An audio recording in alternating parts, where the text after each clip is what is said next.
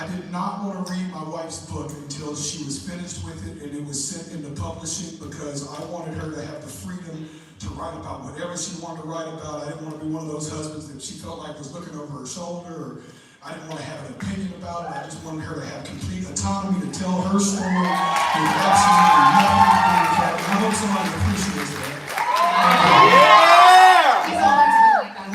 She sent me the first chapter and I was so excited. I went upstairs and I wanted to talk about it for hours. And right then I was like, this is me accidentally giving my opinion.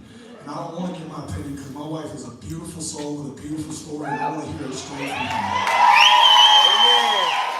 So with that being said, you can imagine when y'all start reading this thing how surprised I was. I didn't hold back. When I talk about... Whoa! There was so many holy fuck moments for me as a husband in that book. There were so many moments that, okay, first of all, it's a double-edged sword. There was stuff that I knew about that I would watch you writing about on like page 2.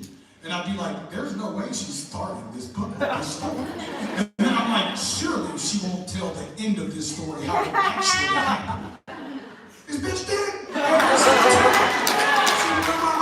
And then there was things in the story that I would learn about. We'll talk about in just a minute. But for you, going back and having to relive all of this, and this was years after you getting sober, years after you doing therapy, lots of hard work went into you even having the courage to write about it.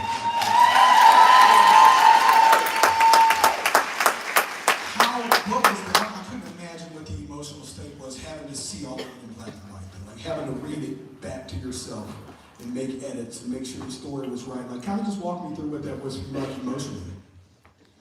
Well, you know that I started writing this book in 2019, and when I started writing the book, I was like, I don't have like a happy ending, you know, and we still don't have the happy ending. We have a happier ending, but we're still living our, you know, fairy tale, our unfairy tale. And when I started writing it out, there would be times where I would write a chapter and I would have to not touch it for like 3 or 4 days, because, you know, when you're reliving so much stuff,